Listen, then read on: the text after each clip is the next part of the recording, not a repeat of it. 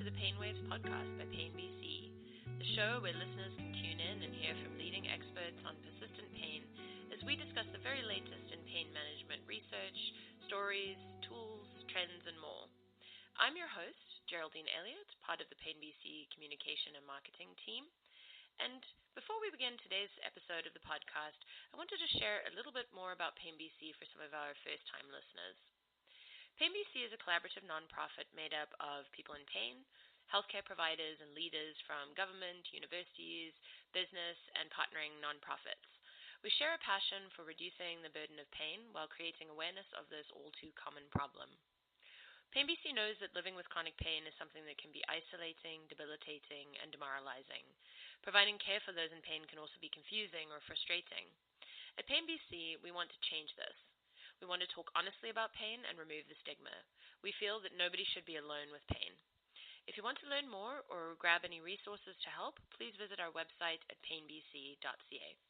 Just a note, too, that the content provided on our show is for informational purposes only, so it's not intended to be any kind of substitute for professional medical advice, diagnosis, treatment, or care. We encourage everyone to seek the advice of their qualified healthcare provider if they have any questions about the content of the show. Today's guest on Pain Waves is Lynne. Kira is a life coach. She's a registered professional counselor, as well as a holistic nutritionist, a Reiki master, and the author of Aches, Pains, and Love, a guide to dating and relationships for those with chronic pain and illness. When she was only 20, Kira's doctor diagnosed her with several chronic illnesses and pain conditions, and we're going to talk a little bit about that today, but really predicting her a limited and difficult life. So Kira dedicated the next 20 years of her life to proving her doctor wrong, and she's become an expert on living well despite limiting health conditions.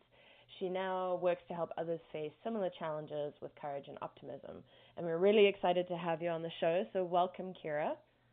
Thank you. I'm excited to be here. Thanks so much. So I've given kind of the brief overview, but tell us a little bit more about yourself and your background, and kind of just give us a bit more of a meaty explanation of who you are.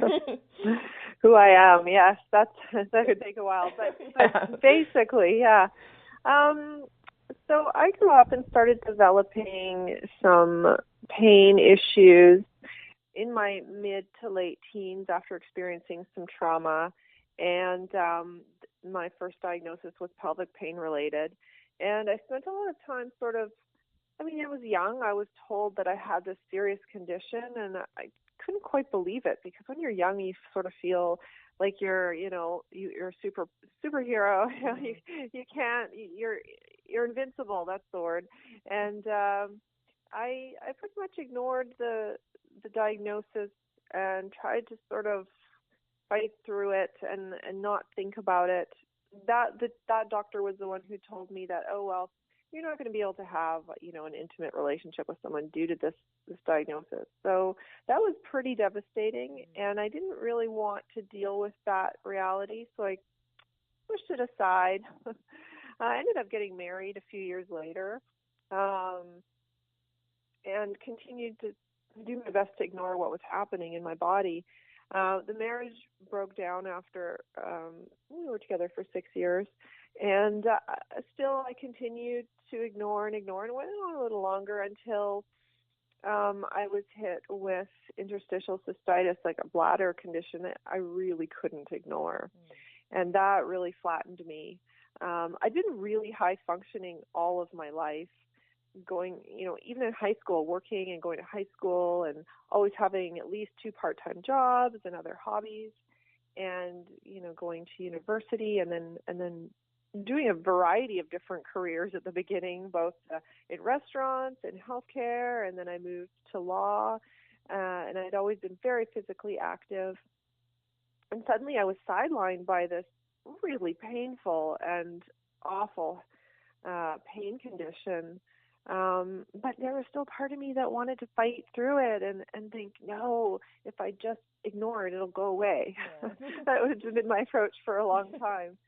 And I did seek medical attention for it, but nothing seemed to help. I couldn't tolerate the medications they gave me. And I just sort of managed to live with it somehow. I still baffles me how I did. But then a few years later, I was hit with myalgic encephalomyelitis, also known as chronic fatigue syndrome. And I was diagnosed with fibromyalgia and a couple of other things like migraines. And it just it hit hard. I just couldn't push through anymore. It was done. Yeah. I couldn't sit at a desk anymore from 9 to 5 physically. I just could not manage it. And I was forced to quit my job and really slow down my life, which was very difficult, having always been on go. So I had to take some time off and regroup, and decided that I wanted to become someone who could help people. And I was always interested in how people worked and how we think. And so I decided to go into counseling and took a program there, really enjoyed it. And that's something that I've managed to incorporate into my life now, because it's flexible. I can set my own pace. I can work from home. And, it fits with my slowed down life. And that it really works for me. But it took a long time for me to adjust my life into a way that respected my health condition. Yeah, so it sounds like it's really been, as with many people with pain, it's sort of this continuous journey, and you can sort of function to a certain point, and then something changes, and then you have to adapt. And so it's really kind of almost led you into this particular field. So you mentioned, so you went and studied counseling, but you're also a holistic nutritionist and a coach as well. So obviously, your own journey has sort of led you into this particular field of work. But, can you tell us a little bit more about, those specific areas, like becoming a nutritionist and a coach and a counselor? Sure. Well, what happened was, in my 20s, I started to become really interested in energy work, and I discovered Reiki, which is a Japanese sort of energetic healing technique, similar to, it's essentially laying hands on the body and moving energy. And I became trained in that and became a Reiki master, and I really enjoyed doing that work on and off. And I sort of did it on the side here and there for friends, because I was still working full time. And then once I quit my work in law, I decided to pursue the Reiki a little more. But I soon discovered that it wasn't just about the sessions. People wanted to talk afterwards. And I didn't really feel equipped to be able to properly support them, because I hadn't been trained in any sort of counseling. So I decided, this was sort of in conjunction with having to quit law and deciding what to do. So when I was looking at counseling, I was also really interested in nutrition. I've had struggles with disordered eating throughout my life as well, and was really curious to address that. So I decided to take this holistic nutrition program before I did the counseling, and really loved it. Really made a big impact in my life. And while I don't practice as a nutritionist specifically, I do use it in my practice to complement the counseling work I do, because I work holistically. So we look at, I don't write out meal plans, but we'll talk about what someone's eating if their mood is all over the place, because, food, balancing your blood sugar, managing caffeine intake can have a lot of impact on mood, pain, and all sorts of things. So it's been really useful to incorporate. I also work with people with sort of compulsive chronic dieting and weight loss problems with intuitive eating. That's my approach. So I do work in that realm as well. And so after doing the nutrition, I had already planned to go into the counseling program. So I went from the nutrition program into the counseling, where I was also trained as a life coach, which wasn't something I was really interested in until I got the training. I thought, wow, this is fantastic. And it's just also been a compliment. So I sort of move between the various disciplines in my practice, depending on what is needed by each individual.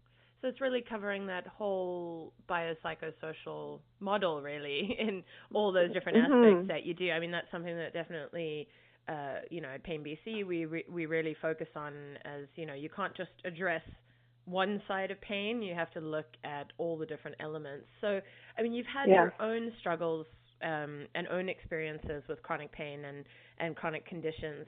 So a little bit more specifically, how does what you're doing in all these different kind of elements or avenues, how does it relate specifically to those with chronic pain? Mm-hmm. I think the most direct and specific way it relates to people with chronic pain comes through the book I wrote about dating and relationships for chronic pain and illness.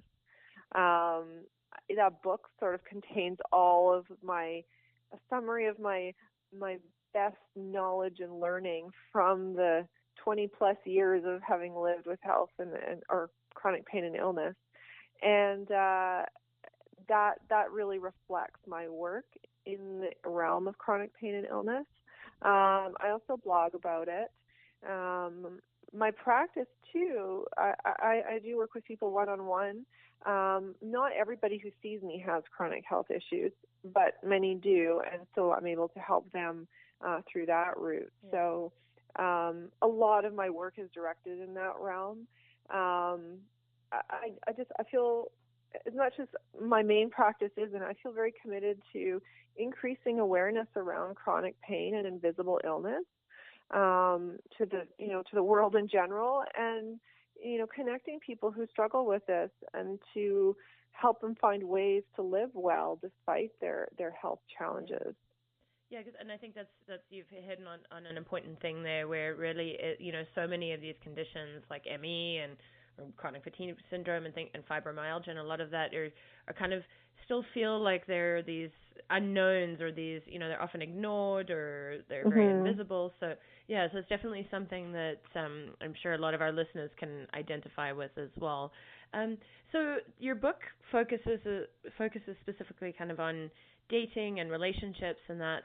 Can you tell us a little bit more about that? And I guess if you want to, a little bit more about what made you decide to write this particular book. Sure, yeah. A couple things made me want to write the book. One was I've had quite a few dating experiences throughout my life, and some of my friends have always been after me to write a book about my dating adventures. Oh, yeah, that doesn't sound good. Yeah, there's some funny stories and some crazy stories, and so with that was in my mind, but I didn't feel that was enough to make a book. Yeah. And then when I really, I became deeper into this health crisis world, I thought, wow, I have done a lot in my life since that doctor told me I wouldn't, be able to have a relationship. I've had relationships, I've been married, and yet those words really influenced me, and I think maybe held me back in a lot of ways. And I thought, and I talked to a lot of other people that I know with these health conditions who have connected with in a variety of ways, who've expressed that, oh no, they wouldn't be able to have a relationship. Who would want them? How would they be able to do it? It's just not realistic. And I thought, don't we all deserve to have a partner, a best friend, to have love and be loved and love somebody in our lives? I absolutely believe that we do deserve that, no matter what we're facing physically or otherwise, whether it's physical illness or mental illness. And I feel very strongly about that. And in part, I guess, because I went through a lot of my life thinking I couldn't have it because of this physical issue. And having gone through, the counseling school and talked to other medical professionals, practitioners, psychologists, I realized that that message was kind of a damaging message to give to someone when they were about 20 years old, and not necessarily true. Yeah. And I felt that I really wanted to speak out on this subject, and that is the second half of why the book came about. Relationships haven't necessarily been easy for me, but I've had them. And so I wanted to explore, well, if we don't believe we can have them and we want to change that belief, what do we need in order to change that belief and make it more accessible, having a relationship? So that's what this book is about. And it's a combination of, each chapter has some of my own stories from dating, and and also talks about various concepts, and it sort of goes through the timeline or the lifespan of a relationship. So, it really starts with getting ready to date. How do you decide you're ready? When do you decide you're ready? Where do you need to be with your physical health before it's a good time? Everything from that to where to meet people, to how to plan the first meeting, and how to disclose about your health condition, navigating sex if that's an issue, and then communication skills for relationships, and both looking at what happens when you enter a relationship with this health condition already, or what happens when the health condition develops in the relationship, when you've already established the partnership. So I look at both of those issues. There's also a chapter for people who are in relationships with people in pain. And then I'll have a chapter on breakups, which hopefully most people won't have to read, but it's there. So it's sort of, looking at every stage of the relationship from the perspective of having chronic pain, and finding a way for, how can this work for us? Yeah. And, I just wanted to mention that to our listeners that Kira will be participating in our Live Plan B book club, and so we'll be including more information about that in the episode. And also, you've also contributed some articles for us on these topics to Live Plan B, so that's liveplanbbe.ca, but I'll include a link in the episode information as well. So it sounds like, that's really, acting as a guidebook for people with chronic pain, but also those who are in relationships as well. So, and I mean, definitely something like intimacy or sex or relationships are a challenge for people living with pain. As in working as a counselor and a coach, what are some of the other kind of big challenges that you see people in pain facing, and that you've kind of encountered with maybe some of the patients that you're working with? I think there's a few big ones. One of them would be continuing to fight against their health condition. And this is sort of like I want to be careful how I say this, because not fighting doesn't mean giving up. When I talk about fighting, I mean rejecting the idea that they're ill, hoping for a miracle cure. I mean, we can all hope for a miracle cure, but investing a lot of hope and energy in that, of just finding the one right thing, rather than accepting the health condition, saying, okay, this is what's in my body right now. It is what it is. This is my starting point. And from there, educating, learning what actually does work and what helps, rather than denying what's happening. Once we reach acceptance, we can have a lot more compassion for ourselves, and that can be a huge relief, and really allows us to, make choices from a place of calmness and peace than a place of fear and desperation, because those are the decisions that end up generally causing more problems, when we're scared and we make decisions about our bodies. So, at least from my experience. So I really like the idea of just accepting it with a fighting spirit. The other thing I see a lot is people blaming themselves and beating themselves up for their conditions, and saying, well, if only I hadn't done this, this is my fault that I have this, feeling shame over having these conditions.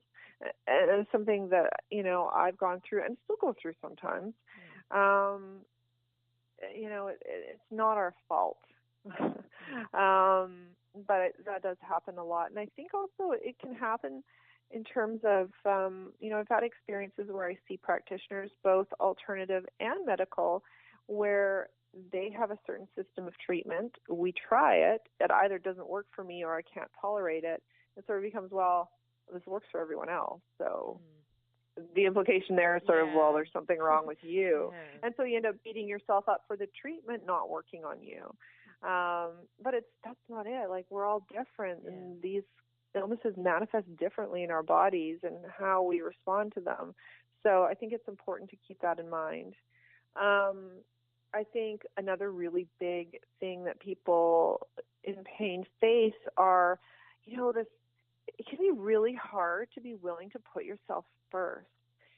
Like for myself, I pushed through the pain for years, like over 15 years. I tried to ignore it and push through it and push through it.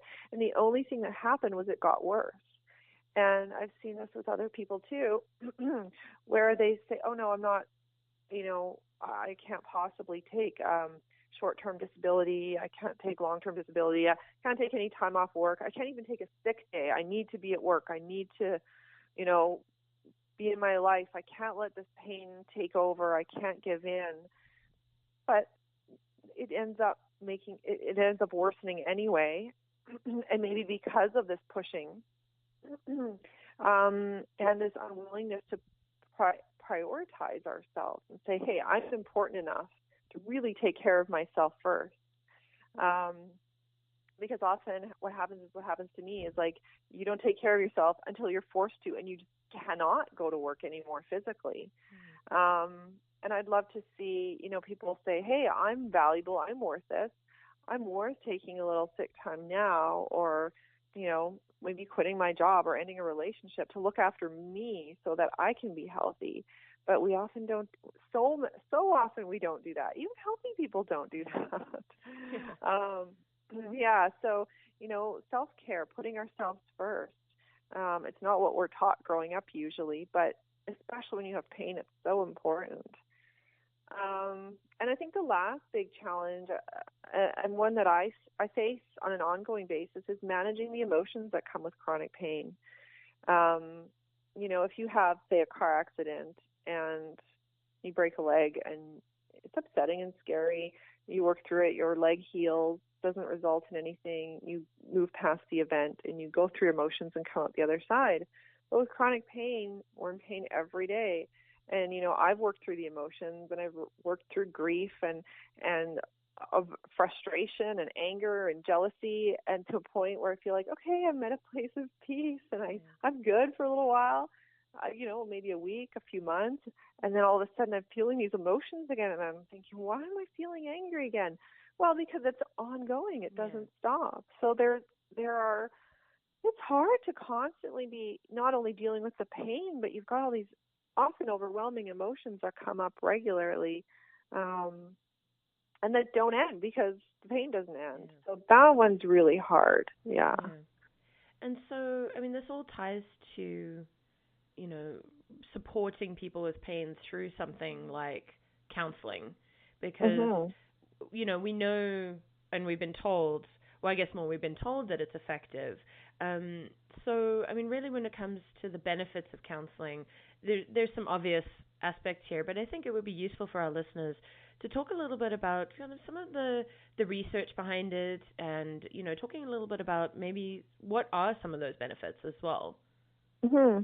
Yeah, there's been a lot of research done, obviously, about the benefits of counseling. Having someone to listen to you and to support you without judgment can be very powerful, especially if you feel misunderstood. I think the way a lot of people with chronic pain and illness do, having someone who doesn't have an agenda for you and isn't going to recommend that you drink green juices or eat more protein or just make yourself exercise. Just do yoga or just, you need to meditate. Just to have someone listen and empathize and be in your experience with you for that time can be extremely powerful.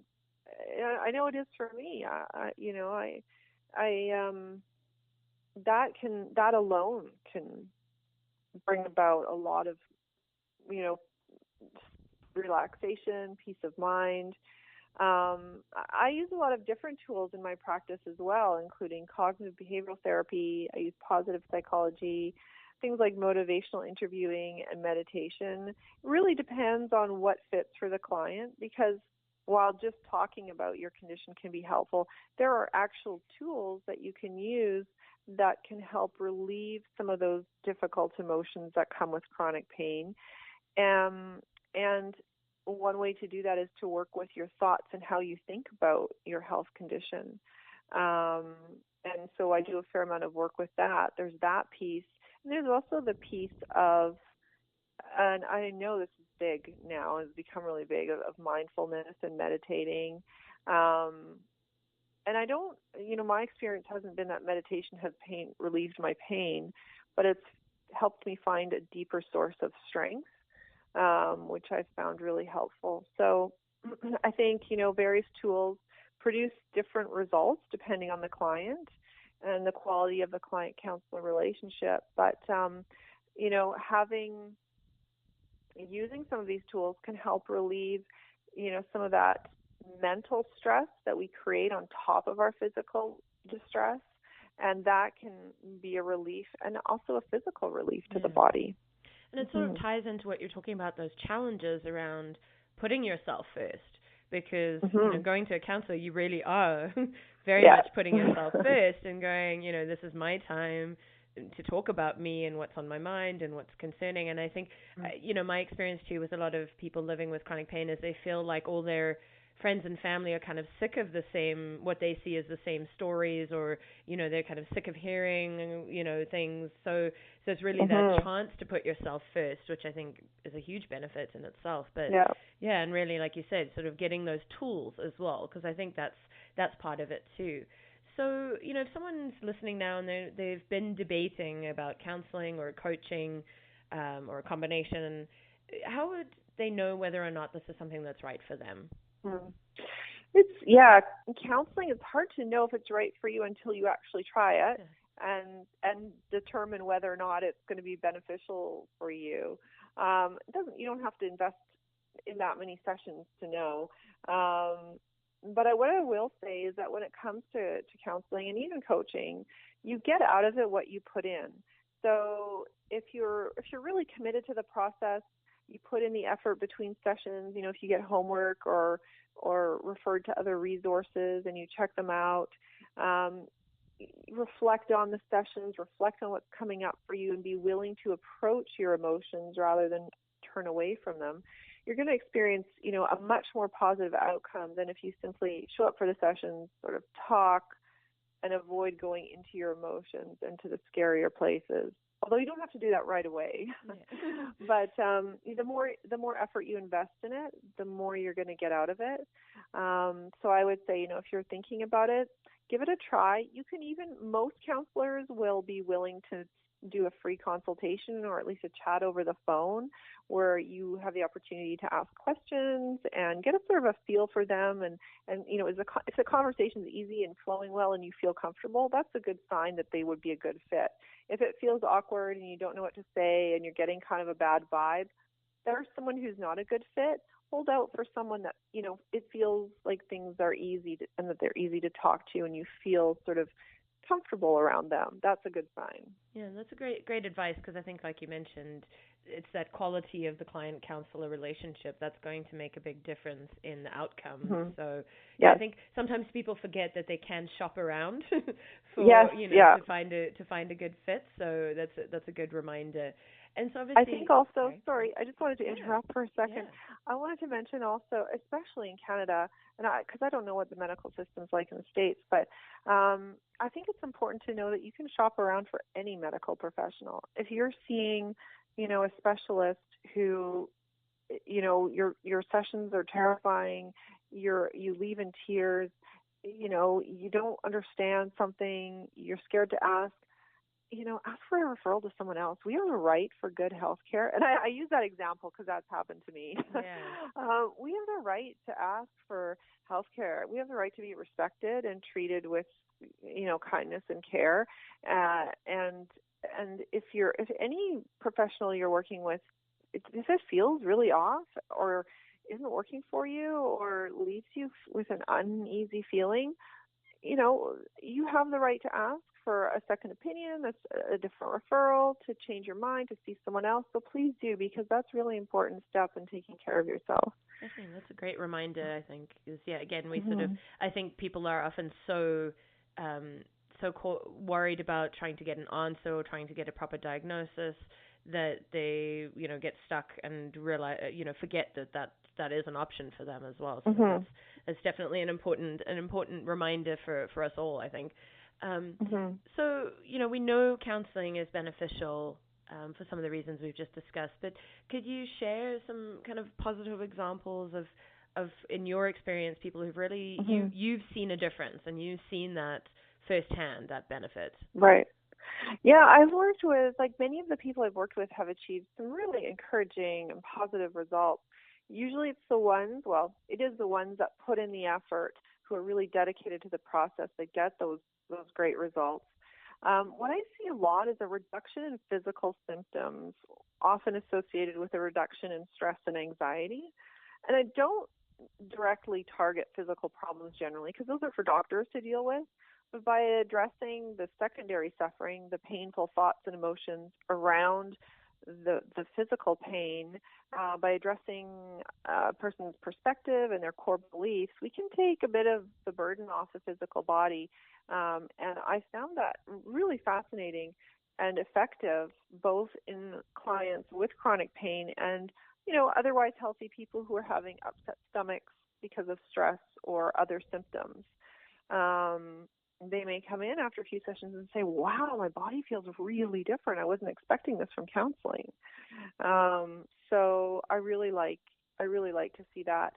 I've seen, in a variety of other things, people changing careers for the better, improving relationships, deepening and creating closer relationships in their lives, which is really important because, having a support system that you can rely on is important, and having deeply rewarding relationships is so beneficial. So really working on strengthening relationships and communication within relationships can be helpful, whether you're dealing with pain or not, but especially if you're dealing with pain, because it's a way, there can be a lot of conflict in relationships if you've got pain, like you said, because people get tired of hearing about it.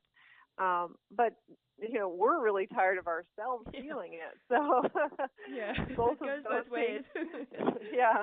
Both of those things can, when they clash, cause a lot of conflict. And if we don't have good conflict resolution skills, or if we're conflict avoiders, that can create more gaps and holes in the relationship that create distance. So, I work a lot with, how can we, work on the way you talk to each other so that it brings you closer together.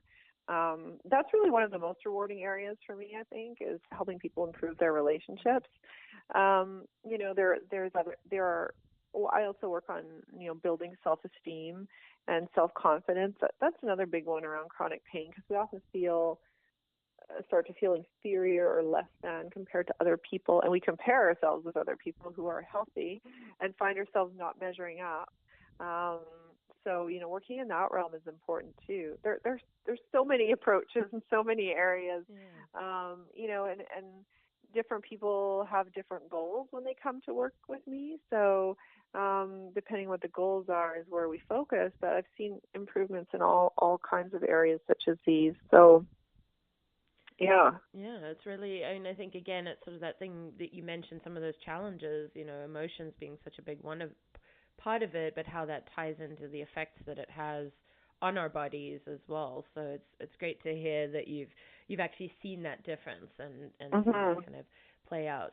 So, when it comes to counseling, I think sometimes people can be a bit scared of it, or maybe a bit reticent, or maybe they kind of think, oh, well, what is it going to do? What are some of the misconceptions that you've encountered, or some of the common myths that are out there about going to counseling, I guess whether you're living with chronic pain and illness or not? I think there's still somewhat of a stigma attached to counseling, in the way that I think a lot of people believe that if someone's seeing a counselor, there's something wrong with them, and I say that in a hushed tone, something wrong with them, like they're mentally ill. And so there's a stigma around mental illness still, and a reluctance to confront it. But the truth is that many people see counselors because their lives are okay, but they'd like them to be exceptional. So whether they're dealing with mental health issues like depression or anxiety, or whether they just want their lives to be better, counseling can definitely help. There's no shame in living with mental illness or in seeing a counselor. Doing that is something really loving that you can do for yourself. I think some of the misconceptions include, people think that I'm automatically going to be digging into their past and blaming their parents and trying to Always- figure out what always- happened in their childhood. Always the mother's fault. Yeah, yeah. Unless it was the father's fault. Yeah, there you go. Yeah, and a lot of people come in saying, "Okay, I want to talk about stuff, but I don't want to go digging into my childhood." Interesting. Yeah. Yeah, and that's okay. We don't have to. I'm not going to push you.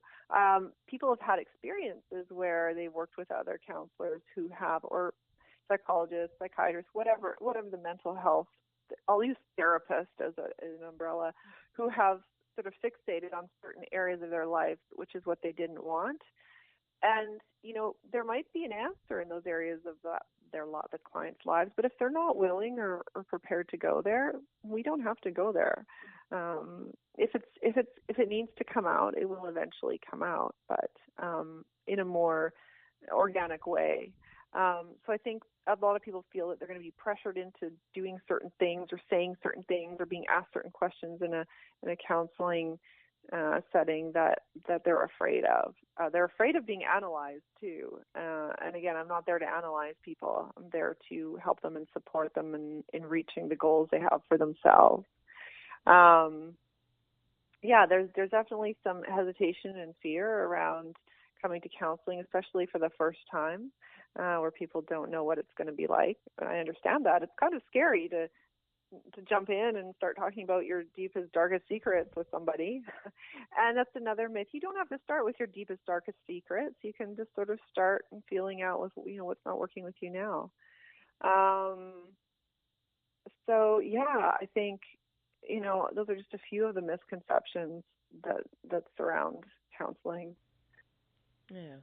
And in terms of, chronic pain patients, is there sort of another layer that's added to that as well, do you feel? Or, in terms of kind of skepticism or anything like that? I think that a lot of chronic pain patients, especially ones with sort of invisible pain where they look otherwise healthy, have dealt with a lot of skepticism from a variety of people, whether they're doctors, friends, family members, and they come in a little defensive because they don't feel like they're necessarily going to be believed. So I find that people look for me specifically because I have my own personal history with chronic pain, and they feel like they're really understood because I get it. Yeah. Just because I can't see it doesn't mean it's not happening for you. But that can also prevent people from seeking help, is that thought, well, they're not going to believe me. The rest of them didn't. Why would someone else? Which is, that's really damaging to the person in pain, having that message of, not believing them. Because the general healthy population often believes, well, if we look good, we can't be that sick or in that much pain. Exactly. Our cheeks are rosy. Well, I wear blush, so exactly. So I think it can be hard for people with chronic pain to be willing to reach out sometimes because of that fear that it's just going to be another situation where they're not understood. And I think it's like you mentioned earlier, one of if you've really sort of made that selection carefully of who you're going to, and again, counselors are trained to meet somebody without judgment. So I think that's an important thing to remind people that, that is a space that's carved out for them where there won't be judgment, there will be belief, there will be that opportunity to talk through different elements and that. And whether you're having a good pain day or a bad pain day, that's also something I think that, people sometimes, what I find interesting talking to people about counseling sometimes is they go, oh, but, I'm feeling great now, so I don't need to go back. So, is that something that you find kind of when it comes to, do people set expectations for how many visits they think they need? I mean, do you find there's kind of a sweet spots of how many sessions? Maybe talk more about that. Yeah, definitely. It really varies. What I generally say to clients is that there's no minimum or maximum requirement of number of sessions when you work with me. It really depends on what your goals are and how long it takes you to reach your goals. and I like to set goals at the beginning of working with someone, so we have an idea of what we're working towards, and we can diverge or move away from those goals at times, if something else comes up. But in the big picture, I like to have an idea of where we're headed.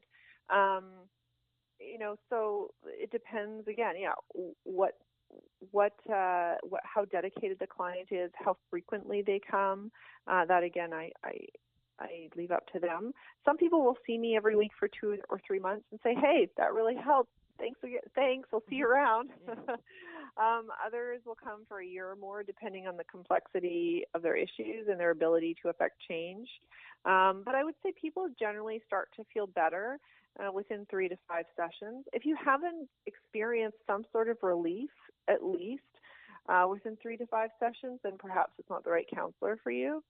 And I'm not saying you've reached your goals or everything's fixed, but there's some sort of movement or progress. That would be a good sign. That's good. Again, it really varies. Yeah. And so, I mean, again, sometimes a challenge that people with pain face is, financial, because there is a burden around that. And like we've talked about, kind of having to make maybe career decisions, etc. So, for most counseling services, obviously there's a charge. Is this covered by a medical plan? How does that work?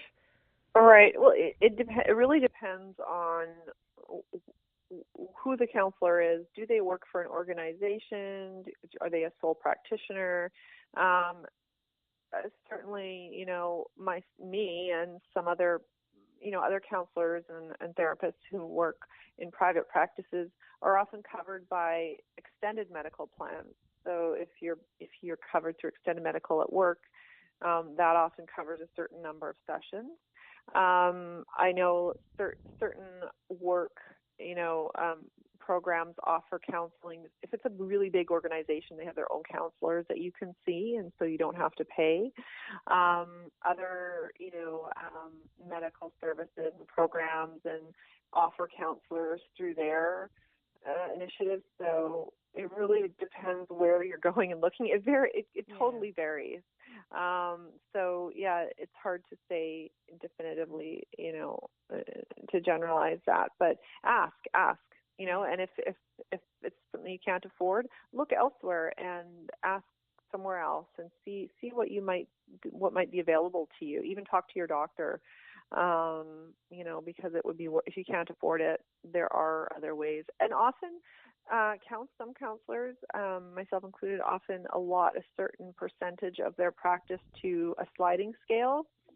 So, for example, I always have 2 clients who, may not be able to afford to pay my regular rate, so they pay what they can.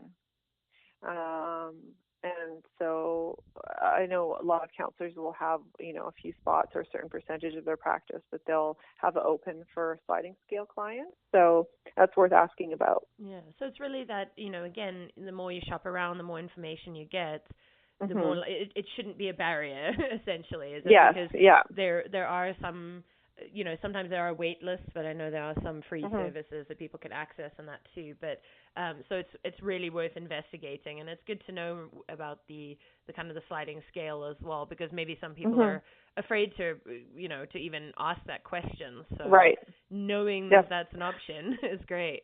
Don't be afraid to ask. Yeah, don't be afraid to ask. Yeah.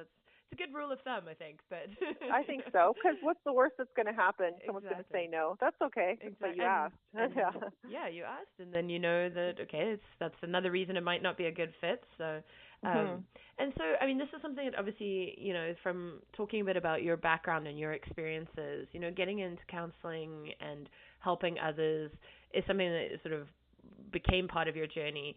So, from your own perspective, what's something that you've learned through being a counselor and a coach, and a Reiki master and a holistic nutritionist, that's surprised you? Something that you didn't expect. Right. I would say the degree to which the mind and the body are connected.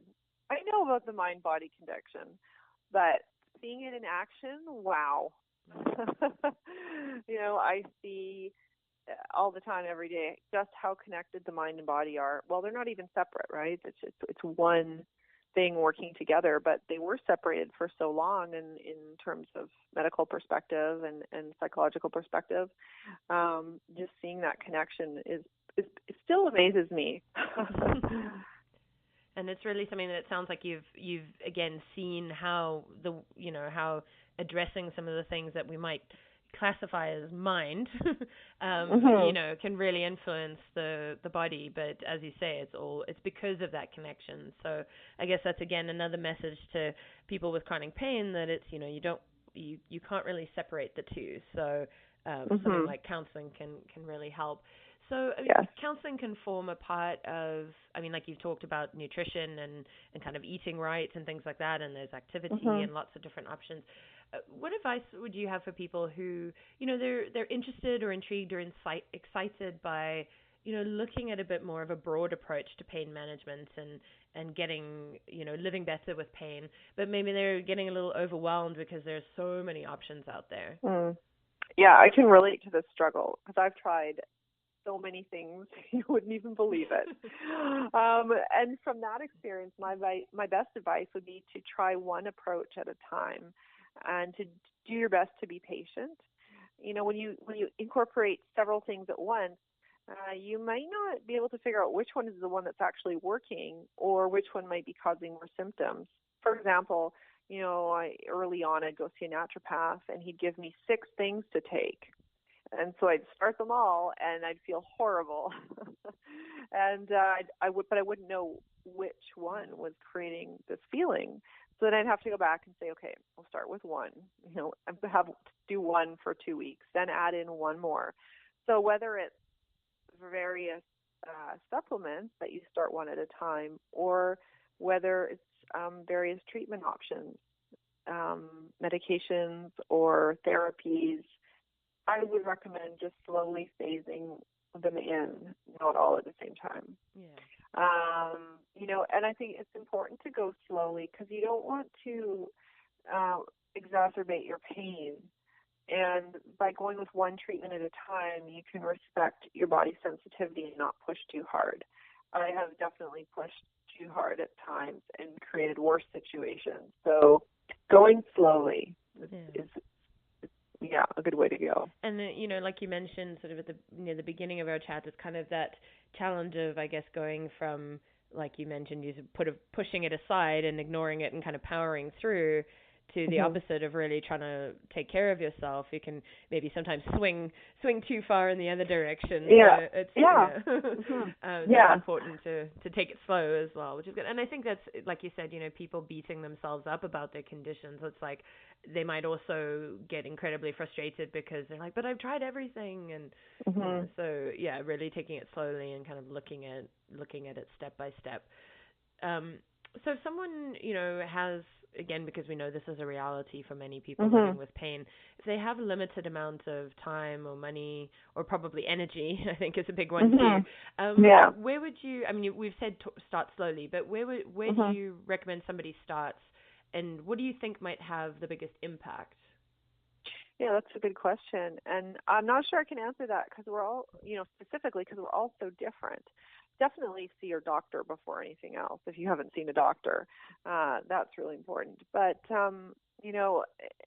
I think trusting your intuition when you start to try different options is important.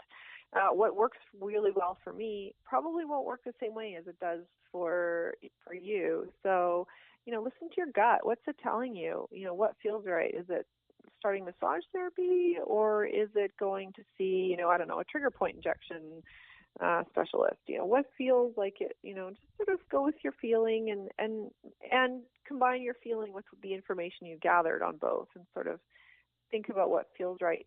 So start with free resources. Doctors are covered by MSP here if you're a resident. A lot of treatments are as well, and are specialists. Check out books at the library. Find free talks on the topics. Banyan Books in Vancouver is great for having all sorts of speakers coming in usually for free or for very low charge. Go online and see what you can find there. But be careful online. There's a lot of misinformation, and it can be really easy to get pulled into forums where all you see is like more stories of pain, suffering, and negativity.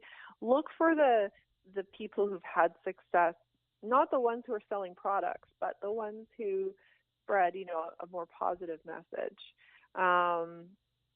Just do your research and see what feels right. Follow what feels right to you is really my best advice. Yeah, and I think that's a good point, because there's a lot of information out there, but you do have to be careful with not getting sort of sucked into miracle cures or, like you said, kind of, getting too, it's important to learn from other people, but also you don't want to get too dragged into, focusing so much on those negative emotions as well. So I think that's a good reminder. I think, one of the best tools that I learned was critical thinking.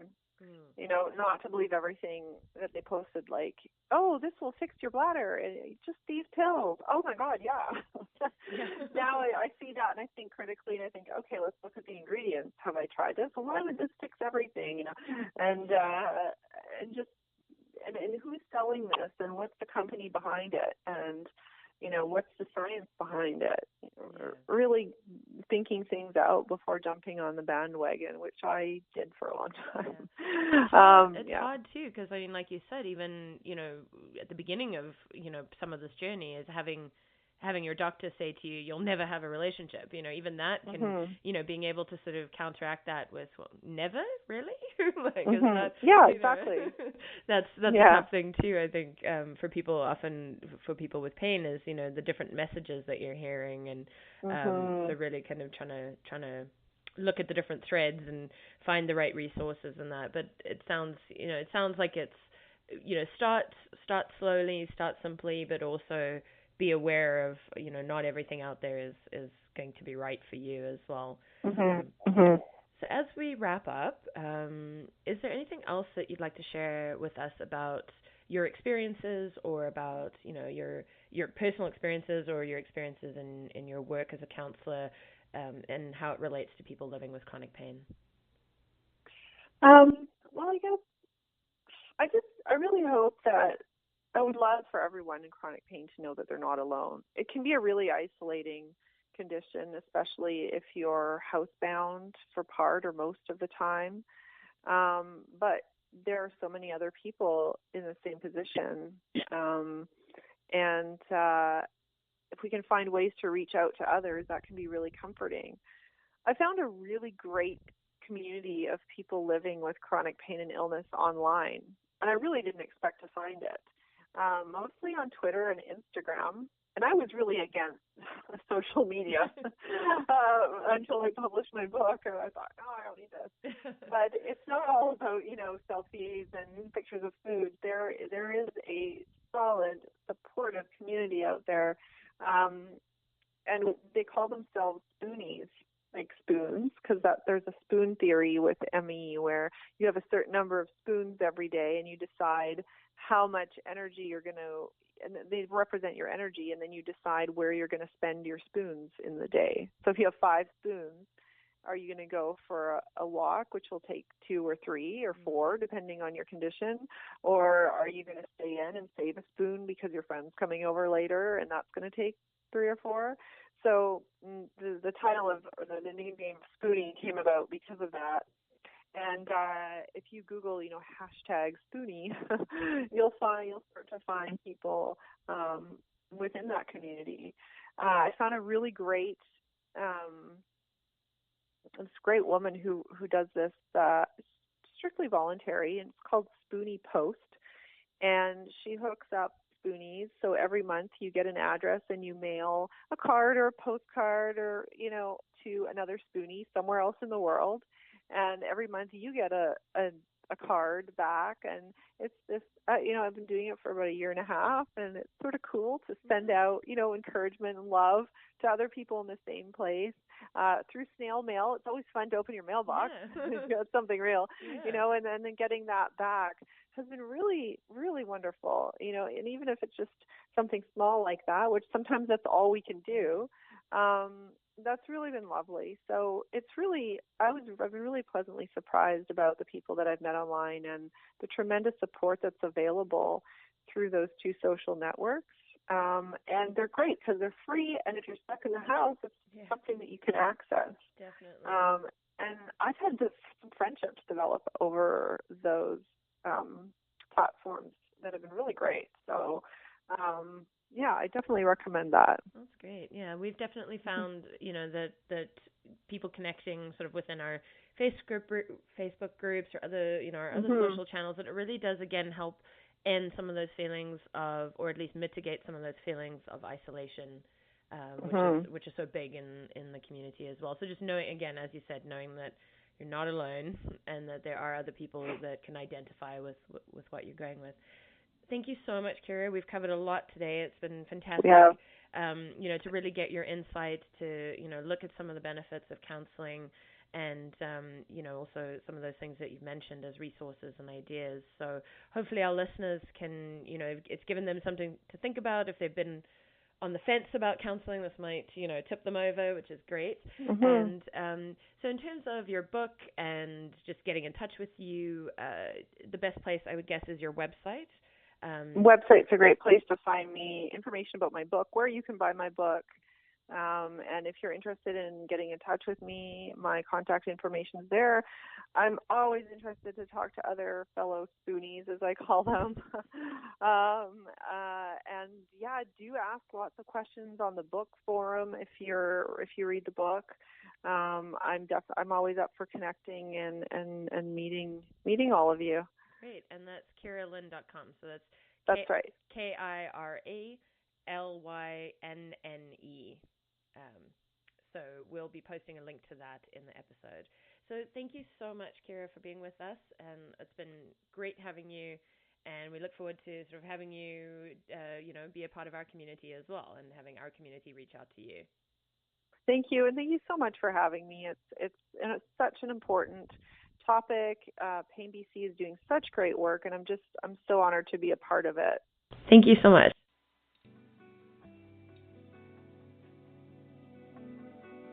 To learn more about Pain BC, you can go to painbc.ca. We have loads of tips, resources, tools, and more for people living with chronic pain and the people who care for them. If you'd like to catch up on past episodes of the podcast, take a listen on Spreaker, on iTunes, or wherever else you get your podcast.